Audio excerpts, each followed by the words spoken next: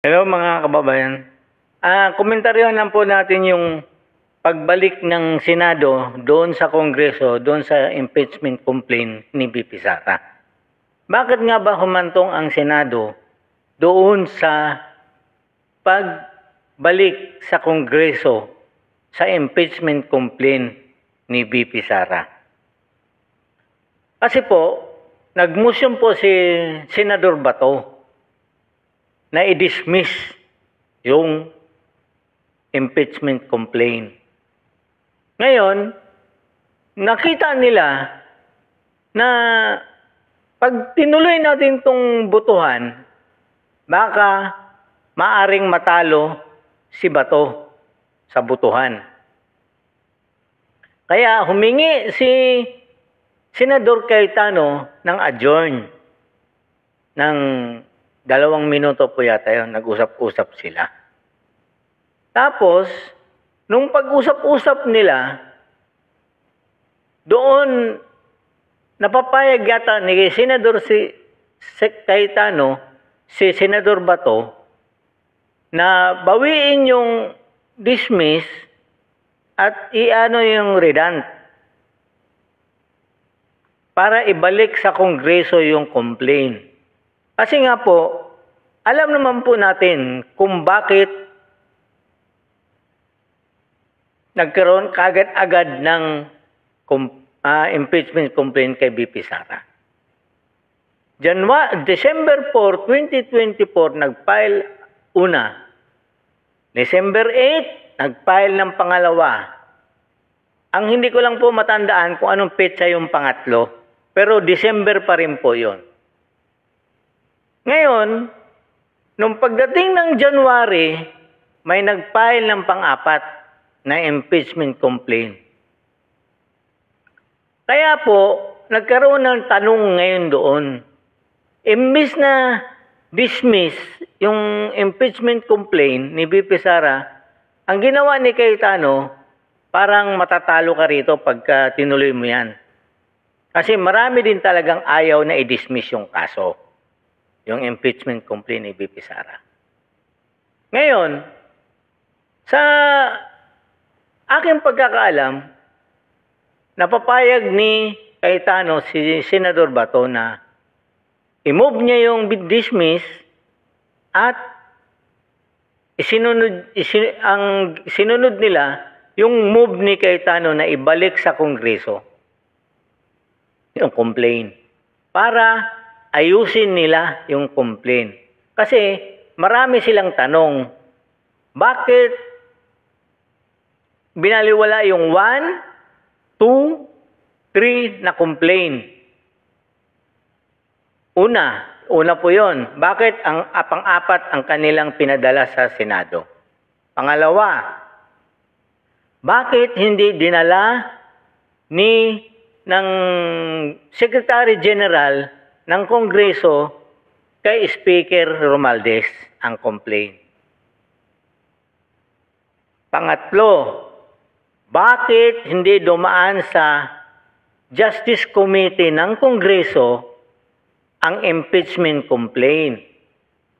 Pang-apat, bakit hindi nila pinatawag si VP Sara doon sa Kongreso para sagutin ang impeachment complaint?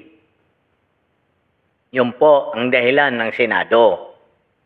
Bakit ni-railroad agad nila na last minute ng session ng February 5, nag-file sila ng impeachment complaint? Yun number 4 na complaint. Alam naman po natin kung bakit pabigla-bigla silang nag-file ng impeachment complaint. Maraming nagsasabi ng mga congressman na bawat pumirma mayroong 150 milyon. Pinatunayan din po yan ng campaign manager ni Pangulong BBM na si Toby Chanco. Dahil mayroon silang budget na gusto si BBM na hindi pumayag ang Kongreso. At ang nasunod, ang budget na gusto ni Romualdez. Ayon po mismo kay Toby Chanco yan. Kaya nga po, lilinawin po natin to. Hindi po tayo maniniwala ngayon sa mga nagrarally doon sa Senado at tinutulig sa yung 18 senador na bumuto na ibalik sa kanila. Baka nakakalimutan po ninyo.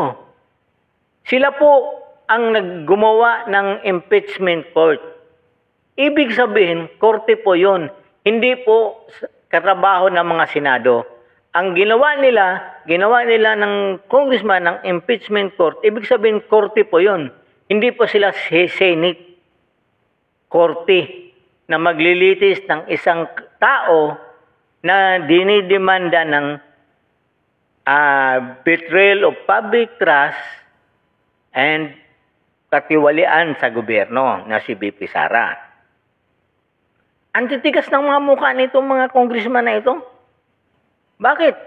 Hindi nila matulig sa yung GAA, yung flood control, yung budget ng yung PhilHealth, yung Maharlika Fund, yung pinagkukuhang pera na bilyon-bilyon, nung binenta ng mga ginto, saan napunta? Ba't hindi nila kayang tuligsain? At ang tinutuligsa lang nila ay ang ni BP Sara. Tingnan nyo ngayon ang mga nagrarally ngayon. Pinapatunayan lang talaga dito, mga kaibigan, mga boss, nakakampi talaga ng gobyernong ito ang makakaliwang grupo. Kasi sino po ba nag-iingay ngayon?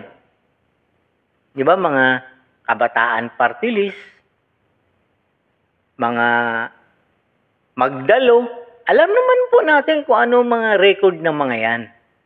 Di ba po? Kaya nga po, ano po tayo, kaya po binalik yan para ayusin nila yung impeachment complaint nila. Hindi naman po dinismiss eh. Pinapaayos sa kanila, pinapaliwanag lang sa kanila, bakit yung una, yung pangalawa, yung pangatlo, bakit hindi nila ipinail noon at yung pang-apat ang pinail nila. Isa pa po sa the reason, 2024 po kasi nangyayari yung tatlo na pinail. 2025, nag-file ulit sila ng panibago. Ay may rules po kasi dyan na 1-year ban. Isabihin, kung 2024, hindi ka na pwede mag-file ng 2025. Diyan po ang kini-question ngayon ni BP Sara doon sa Supreme Court. Meron po yan sa Supreme Court. May complaint po yan doon. Ngayon, binalik ng Senado, dahil korte na nga ang Senado, nag-condemn na sila sa impeachment court. Korte sila. Karapatan nila yun. Kasi judge na sila eh. At sino naman sigurong pag ginawa ka ng korte, ang lumalabas ngayon, itong kongreso, ang piskal. Binalik nila sa piskal yung complaint. Ayusin ninyo yan. Kasi maraming magrereklamo. Bakit nag-file kayo ng 4 na complaint at yung pang-4 ang tinanggap ninyo? Bakit yung una, yung pangalawa, yung pangatlo, hindi nyo pinail? At bakit hindi dumaan sa speaker, yung una, yung pangalawa, yung pangatlo, at hindi dumaan yung pang-4 sa Justice Committee? Yun po yung mga question doon. Kaya po, kasi nilirule po nila ito eh. Masyado nilang minadali itong pag-file na last minute ng adjourn ng mga Senado at saka Kongreso, pinail nila. Pinasa lang nila sa Senado yung problema. Ang akala naman nila, susundin agad sila ng Senado. Magkaiba po yan. Magkaiba din po ang rules ng Senado. Magkaiba po lahat yan. Kasi nga, higher court sila. Ang Kongreso ang gumawa ng impeachment court para sa Senado. Kasi, bakit? Sila ang piskal. Di ba po, mga kababayan? Yun ang naging problema dito, mga kababayan. Ngayon, nagtatalak ngayon yung makakaliwang grupo doon sa Senado. Alam mo, Akbayan, Kabataan Party List, Magdalo. Alam naman po natin kung saan nakakunik yan. Di ba sa makakaliwang grupo?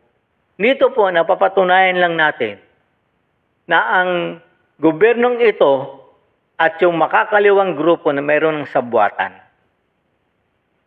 Yun po. Di ba po? Yun ang malinaw na malinaw dito, mga kababayan. Bakit? Mayroon pang isang pare doon, para silang namatayan. At may picture pa ni Speaker of Romualdez. Ano yun? Namatayan sila ng tapos nagsasalita itong pare na Judas daw ang 18 senador. Father, kaya marami ng mga Katoliko nag-aalisan sa relihiyon na yan. Kasi, at ako, Katoliko ako, malis na ako dyan. Kasi kayo, hindi naman dapat kayo sumasali sa politika, sumasali kayo. Kasi may separate po yan, church and politics. Pero binabalik mo kami sa panahon ng mga praile ng Kastila noon. Na gusto nyo kontrolin pati gobyerno. Di ba po? Inong maling-mali po, mga kababayan. Hindi po talaga katanggap-tanggap yan na itong paring ito, walang ibang bukang bibig nito ang mga Duterte. Nagsusuot ito ng abito. Anyet, walang ano-ano ito. Ang pinoprotektahan, mga adik, mga drug pusher. Paano na ang biniktima ng mga yan? Mga kababayan, kaya wag ko kayong pabola sa mga to, lalong-lalo na kay Dilima. Maniniwala pa ba kayo kay Dilima? Matagal na lang, halos. Naging DOJ Secretary siya, matagal niya nang iniimbestigahan si Pangulong Duterte. Anyit, wala siyang naisampang kaso. Naging senador siya, naging DOJ Secretary siya. Ba't wala siya naisampang kaso? Sige nga po. Anong sabi niya? Wala kasi siyang matibay na ebidensya. Kasi nga, alam naman natin na yung mga testigo nila, pinagkukuha lang nila para bayaran at tumistigo labang kay Pangulong Duterte. Alam po yan. Bukang naman po yan bukas na libro naman po lahat yan. Mayroong testigo. Una, kaaway. Ngayon, aatras na sa kanila. Di ba po? Kasi hindi nila, pinapangakuan nila ng pera. Kaya mga kababayan, pinapatunayan lang po dito ng gobyernong ito ni Marcos, nakakampi talaga nila ang makakaliwang grupo. Mga kababayan. Pinklawan, Magdalo, siyempre alam naman natin kung sino yung Magdalo. Nakatatak ang pangalan ni Trillanes dyan. Akbayan, Teacher, Bayan Muna. Yan, mga recruiter ng mga kabataan natin. Yan, mga nagrarally ngayon, puro kabataan. Kawawa ang mga magulang nitong mga kabataan nito. Di ba po, mga kababayan? Yan ang nakakatakot ngayon, mga kababayan. Kaya, mabuhay ang 18 senador na bumoto na ibalik sa kanila. Hindi po inaatras yan, mga kababayan. Hindi po dinisbis yan. Pinapaayos lang sa kanila. Ito naman kongreso na akala mo naman sila aping-api. Ayusin ninyo. Para talaga kung gusto nyo i-convict si VP Sara, ayusin ninyo ang complaint ninyo. Binibigyan pa nga kayo ng pagkakataon para maayos O di ba po? Pero hindi nyo nababaguhin yan. Kasi binigyan na ng summon si VP Sara. At kung ano yung complaint nyo, yun na yung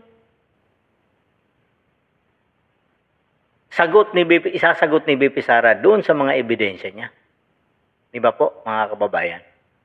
Kaya nakakatakot po ito, mga kababayan. Hanggang dito na lang po muna ako. Ako po ulit si Deo Durano. Don't forget po to like, share lang po at saka subscribe. Masaya na po ako dyan. God save the Philippines.